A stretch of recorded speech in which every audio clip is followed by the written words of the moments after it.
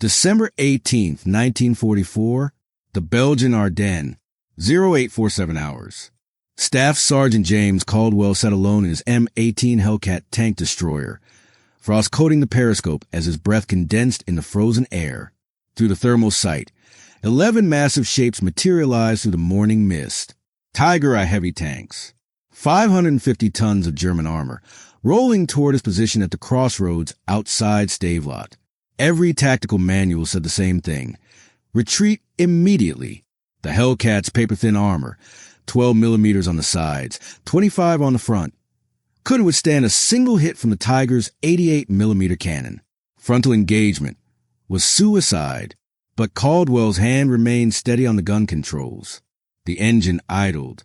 The frozen ground trembled beneath the advancing column. His targeting reticle settled on the lead Tiger's turret, tracking its movement as it approached the fatal 200-yard mark. The next 40 minutes would rewrite tank destroyer doctrine forever. 2 days earlier, Hitler had launched his final gambit. Operation Walk am Rhein, the Ardennes Offensive. 200,000 German troops, 1,400 tanks, a massive surprise attack designed to split the Allied lines and capture the fuel depots at Spa. The Americans called it the Battle of the Bulge. Kampfgruppe paper spearheaded the thrust through this sector, their Tiger tanks racing westward to the snow-covered forests. Their objective was clear. The depot at Spa, containing 2.5 million gallons of fuel. If they captured it, the German offensive could sustain itself for months. The Allied advance would stall. The war would drag on through another brutal year. This crossroads was the only direct route, 8 kilometers to Spa. The American lines, stretched impossibly thin after the surprise attack, had collapsed everywhere else. Allied reinforcements were 6 hours away, minimum. Caldwell was alone. James Caldwell hadn't planned on changing history. He'd planned on running the family farm outside Cedar Rapids, Iowa. 240 acres of corn and soybeans his grandfather had cleared by hand. But his father had taught him something more valuable than farming. Every Sunday afternoon, they'd take their rifles to the back 40 and shoot targets at impossible distances. Wind calculations, trajectory angles, bullet drop compensation. By age 12, Caldwell could calculate windage in his head faster than his father could with paper and pencil. At 19, he won the Iowa State Fair Marksmanship Championship. For years running, 1938 through 1941, he'd apprenticed at Mueller's gunsmith shop in town, learning to see weapons not as tools, but as precision instruments with tolerances measured in thousandths of an inch. Every rifle had a personality. Every barrel wore differently. Every trigger had its own breaking point. Then, Pearl Harbor happened. Caldwell enlisted January 1943. 24 years old, lean, steady hands, wire-rimmed glasses that made him look more like a librarian than a soldier. Quiet, methodical, obsessive about angles and trajectories. His philosophy was simple: every shot counts. Ammo costs money. Lives cost everything. The M18 Hellcat wasn't built to fight tigers head-on. It was built to run. Top speed, 55 miles per hour. Fastest track vehicle in the American arsenal. The engineers had sacrificed everything for mobility, armor, weight, stability. The doctrine was simple: shoot and scoot, hit them from the side or rear, then disappear before they could return fire. Against the Tiger Eye, the math was brutal. The German heavy tank weighed 56 tons with 100 millimeters of frontal armor. Its 88 millimeter KWK-36 cannon could penetrate the Hellcat's armor at ranges exceeding 2,000 yards. The Hellcat 76 millimeter M1A2 gun could barely scratch a Tiger's frontal plate. Previous engagement statistics told the story. Hellcat versus Tiger in frontal engagement equaled 94% Hellcat destruction rate. Standard procedure was absolute. Never hold position against heavy armor. Never engage frontally. If you saw a Tiger, you ran. But Caldwell couldn't run. The crossroads was a choke point. If he fell back to the secondary position, the Tigers would pass through. They'd reach Spa. They'd refuel. They'd keep killing Americans for months. One Hellcat, 45 rounds. 11 Tigers with unlimited ammunition. The math didn't work. Unless you change the equation. The radio crackled. Hellcat 3-7, this is battalion. Fall back to secondary position. Acknowledge. Caldwell pressed the transmit button. Negative, sir. I can hold here. Static silence. Then, Sergeant Caldwell, frontal engagement with Tigers is suicide. That's an order. Withdraw. Understood, sir. Caldwell studied the terrain through his optics. The crossroads sat at the bottom of a shallow depression. The Tigers would have to slow to 8 miles per hour to navigate the turn. The rising terrain would tilt their hulls forward slightly, exposing the undersides. More importantly, it would expose the turret ring, the 30-millimeter gap where the rotating turret met the hull, the weakest point on the entire tank. Trust me, sir, Caldwell said. I can do this. His driver turned in his seat. Sarge, we should go. This is crazy. Caldwell adjusted his glasses, checking the firing mechanism for the third time. His hands moved with the precision of a watchmaker. I spent 4 years learning to hit pheasant at 300 yards. Those birds were faster than these tanks, and a lot smaller than a turret ring. The loader swallowed hard. But pheasants don't shoot back. No, Caldwell agreed. They don't. 12 minutes until contact. Caldwell marked his ranges with deliberate precision. 200 yards. 175. 150. He hammered small stakes into frozen embankment at each distance, creating a range-finding grid only he understood. The armor-piercing rounds were arranged in specific order. He had calculated the firing sequence in his notebook. Lead Tiger first, then the third, then the fifth, disrupting their formation, creating chaos, buying seconds between shots. The sound reached him before the visual. A deep mechanical grinding, like industrial machinery echoing through a cathedral. The ground began to tremble. Diesel exhaust mixed with pine scent in the freezing air. The radio crackled again. Caldwell, this is battalion commander. Final order. Withdraw immediately. Understood, sir. Maintaining position. Out! He clicked off a radio. His loader's hand was shaking. Are we really doing this? Caldwell's voice remained calm, almost conversational, just like shooting pheasant. Lead the target. Find the gap. Through the mist, the first Tiger's turret appeared. 250 yards. The massive machine rolled forward like a prehistoric beast, tracks grinding against frozen earth, exhaust pouring from the engine deck. Caldwell's finger rested against the trigger. His mind calculated automatically.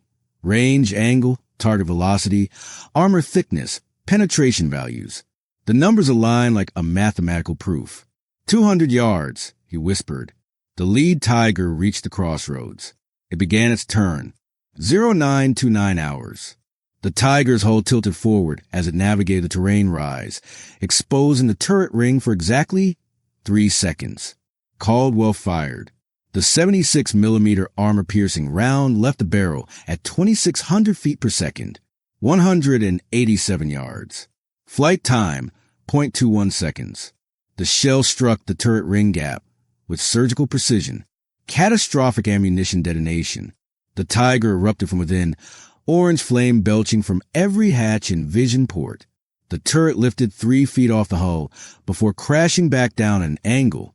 Black smoke poured skyward. The German column halted instantly, crews scanning desperately for the shooter's position. Caldwell spoke German. His grandmother had taught him. Through the intercepted radio chatter, he heard their confusion. Where? Where is he? 8 seconds to reload. The breech clacked shut. Another round chambered. 10 more, Caldwell said quietly. Just 10 more. The second Tiger began traversing its turret, searching. Caldwell had already repositioned 30 yards left, using the Hellcat's speed advantage. The Tiger's commander was still scanning right when the second round penetrated its turret ring. Another explosion. Another burning hulk. The remaining 9 Tigers began firing blindly into the tree line, 88-millimeter rounds screaming overhead, detonating against distant pines. One shell passed 6 inches above Caldwell's turret. So close he felt the pressure wave, but they still couldn't see him. 42 minutes. 28 rounds fired. 11 Tigers destroyed. The engagement became a deadly mathematics problem. Solved in real time, Caldwell used every advantage: mobility, positioning, surprise, and intimate knowledge of his weapon's capabilities. Tigers 2 through 6 fell in rapid succession. Turret rings, track suspension junctions. Any weak point that presented itself when the massive tanks maneuvered through the crossroads' restricted terrain. The Germans adapted.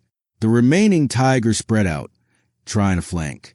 But the crossroads geography limited their options. Every movement exposed something. By 1,003 hours, Caldwell had expended all his armor-piercing rounds. 5 Tigers remained, beginning to withdraw. He switched to high-explosive shells, designed for bunkers, not armor. But the He rounds could do something AP rounds couldn't: immobilize tanks by destroying tracks. Track, traverse, vision port, ammunition stowage visible through damaged plate. His shoulder was black with bruising from recoil. Blood trickled from his ears. His glasses had cracked from concussion pressure. The Hellcat interior was thick with cordite smoke, making each breath burn. But his hands remained steady. At 1,011 hours, the 11th Tiger, attempting retreat, presented its thinner rear armor. Caldwell's final round penetrated the engine deck. Fire spread to the fuel tanks. 11 burning Tigers, 1 intact Hellcat. The smoke obscured the entire crossroads, turning morning into twilight. Reinforcements arrived at 1,047 hours, expecting to find wreckage. They found something else entirely. The battalion commander stood speechless at the crossroads, counting the hulks. 11 Tigers, each showing evidence of precise, targeted fire. Each kill shot placed with surgical accuracy at the vehicle's weakest points. He walked to Caldwell's Hellcat, where the sergeant sat on the front glassy, cleaning his glasses with a handkerchief. "This isn't possible," the commander said. "Hellcats don't win frontal fights." Caldwell replaced his glasses carefully. "No, sir. Gunners win fights. The Hellcat just held me." Word spread through the division like electricity. Single M18. Single engagement. 11 Tigers. Soldiers came to inspect the battlefield, measuring shot placement, studying angles. The precision was undeniable. Official record was filed. Greatest single engagement anti-armor stand in Western Front history. Camp Grupp paper, denied fuel and momentum, began its collapse. The offensive stalled. Within days, the German advance had failed. One farm boy gunsmith from Iowa, sitting at a frozen crossroads, had changed the course of the Battle of the Bulge. Caldwell received the Silver Star, promoted to lieutenant, survived the war.